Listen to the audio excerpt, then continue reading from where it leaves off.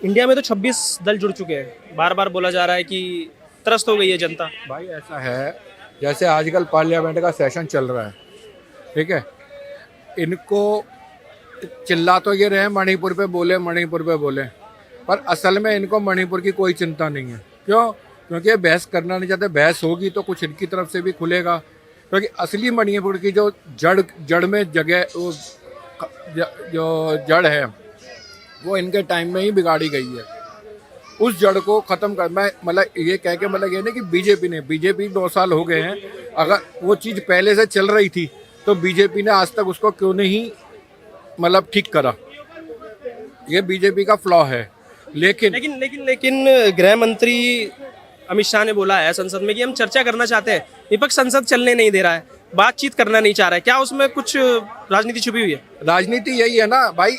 ऐसा है, जो पार्लियामेंट का सेशन होगा, जो ये सरकार चाह रही है कि भाई इस पे कोई सेक्शन है जिसके अंडर बहस होनी चाहिए, ये कह रहे हैं हम उसमें नहीं करेंगे। रीज़न क्या है? उस सेक्शन में अगर बहस होगी, टाइम थोड़ा लिमिट कम होगी, तो नेचुरली कम लोगों को बोलने को हो सकता है मिले। आज जो इतने दल इसमें जुड़े हुए हैं इस इंडिया के, उसमें वो सब चाहते हैं हम भी कुछ बोलें, हम भी कुछ बोलें, हम भी कुछ बोलें, तो उनको समय नहीं मिलेगा बोलने का। आज मणिपुर की चिंता किसी को नहीं है इनमें से। चिंता यह है कि हमें वहाँ पे आके कुछ बोलना है, मेन चिंता वो है। अगर मणिपुर की चिंता है तो यहाँ सड़कों पे जुलूस निकाला, इन्होंने प्रदर्शन करा, पार्लियामेंट के अंदर बाहर कर रहे हैं, बाहर खड़े होके कर रहे हैं गांधी प्रतिमा पे।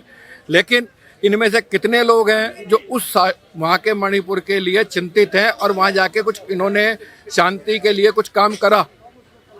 मुद्दा सिर्फ ये है कि मणिपुर का इनका हाथ में एक वो मिला हुआ है जिसके ऊपर ये मतलब पूरा देश को घुमाना चाहते हैं कि भाई देखो हम मणिपुर के लिए कितना चिंतित हैं।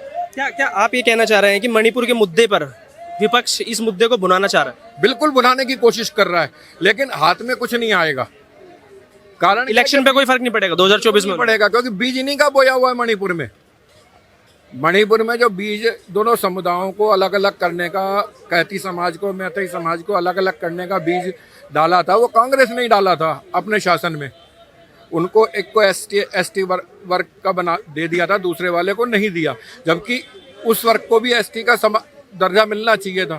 आज वो दर्जा मोदी सरकार ने अब दिया जाके। हालांकि इसमें मैं पहले भी आपको बोला कि बीजेपी का भी उतना ही फ्लॉ है कि जो ये चीज़ देख रहे थे वो कि पहले से चल रहा है मणिपुर में, तो उस चीज़ को इन्होंने पिछले 9 साल हो गए इन्हें, उसको शांत करने के लिए उन्होंने क्यों कदम नहीं उठाए पहले ही? क्या इस टाइम आके कदम उठाने पे मणिपुर एकदम से शांत हो जाएगा? दूसरी बात, ये विपक्षी इस टाइम में सिर्फ ये कह रहे हैं, एक मुद्दा उठा रखा है इन्होंने कि संसद तब चलने देंगे जब प्रधानमंत्री आके बोले। क्या प्रधानमंत्री संसद में आके बोलेगा तो मणिपुर शांत हो जाएगा?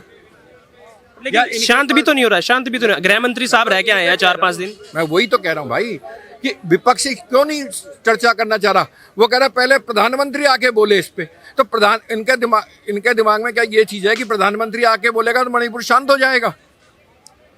या कोई सोल्यूशन है इनके पास मणिपुर शांत होने के लिए?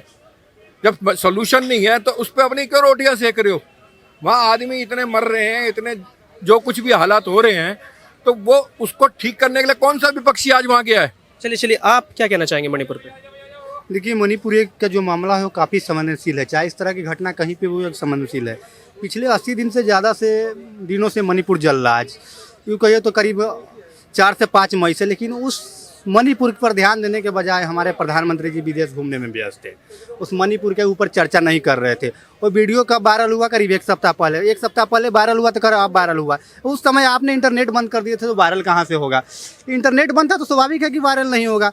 लेकिन जिस तरह से वहाँ गृह मंत्री जी भी गया है, 4 से 5 दिन रह कर वहाँ पे आए और मामला वहाँ पे कंट्रोल नहीं हुआ। यहाँ तो मुख्यमंत्री जब इनका होता है, किसी भी राज्य में चुनाव जितना होता है तो 6 महीने पहले मुख्यमंत्री बदल देते हैं, क्योंकि कहते हैं इनके कई सारी एंटी इनकमेंसी इनका फैक्टर होगा। लेकिन यहाँ पे जिस तरह से लोग जल रहे हैं, एक दूसरे से मर रहे हैं, वो फिर भी यहाँ पे मुख्यमंत्री से इस्तीफा नहीं लिया जाए। क्या मोदी से ज़्यादा मणिपुर में पावरफुल बीरेन सिंह है?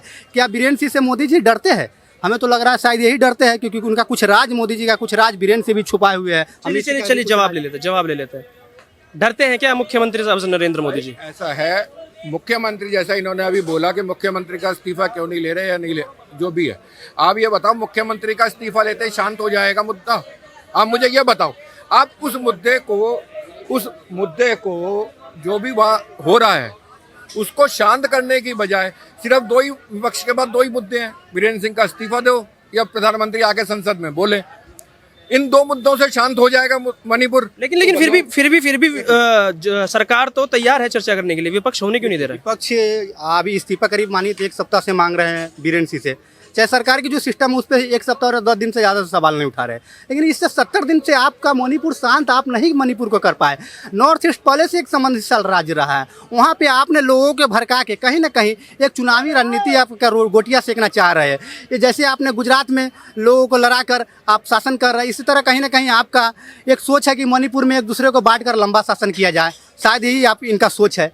और ये हर जगह इनको कत्लेआम को देखते हुए, लाशों को देखते हुए जब शासन पे बैठाया गया है तो हम इससे ज़्यादा उम्मीद कर नहीं सकते। और जिस तरह से वहाँ एक बहने के साथ हुई तो यहाँ पे कुलदीप सेंगर, चिन्मयानंद, बहुत सारे ऐसे उदाहरण है, ब्रिज भूषण सिंह, और उसके ऊपर कार्रवाई करने के बजाय अभी तक देखिए सरकार, चाहे भाजपा की सरकार हो चाहे किसी भी गठबंधन या किसी भी पार्टी की सरकार हो, वो अपने नेताओं के ऊपर डिफेंस क्यों करते हैं? तुरंत उसको पार्टी से निकाल कर उसके ऊपर कार्रवाई करवाने के बजाय या जांच तक ले उसको पार्टी से निकाले जब तक वो निर्दोष साबित न हो। एक जांच निष्पक्ष जांच के लिए उसको निष्पक्ष जांच तक उसको तुरंत हटा देनी चाहिए, लेकिन ऐसा इन्होंने कभी नहीं किया किसी भी। और ऊपर से जो होती है जो अपराधी होते हैं उनको चलिए मैं रोकता हूँ आपको। आपने मणिपुर पे अच्छा बोला है, राजस्थान और बंगाल पर क्या कहना चाहेंगे? वहाँ राजस्थान के तो मंत्री को बर्खास्त कर दिया गया है, इस्तीफा भी नहीं मांगा गया, सीधा बर्खास्त कर दिया गया है। लाल डायरी दिखा रहे थे, लाल डायरी छीन ली गई है। जी, राजस्थान और बंगाल का मामला भी उतना ही संवेदनशील है, चाहे किसी भी राज्य की घटना हो और किसी भी राज्य में बहने के साथ, बेटिया के साथ इस तरह से अत्याचार होते हैं,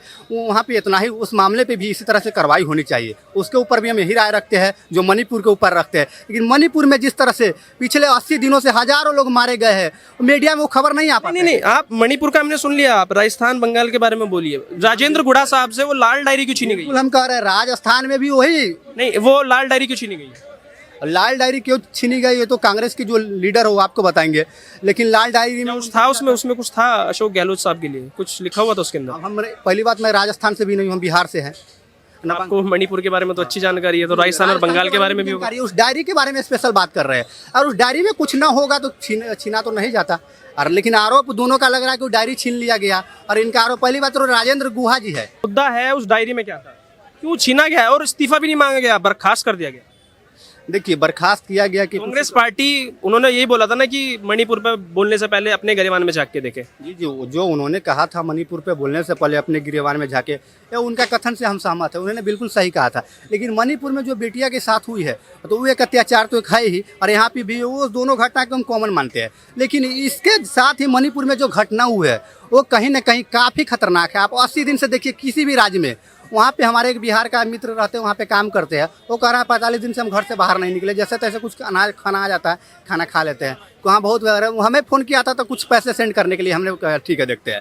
तो वहाँ पे स्थिति काफ़ी गड़बड़ है, आप इस बात को समझिए। चलिए अब आखिरी में जाने से पहले सर, कितनी सीटें आ रही हैं 2024? सीटें तो उनकी निकल आएगी अच्छी। कितनी आ जाएंगी अंदाजा? 350 के आसपास।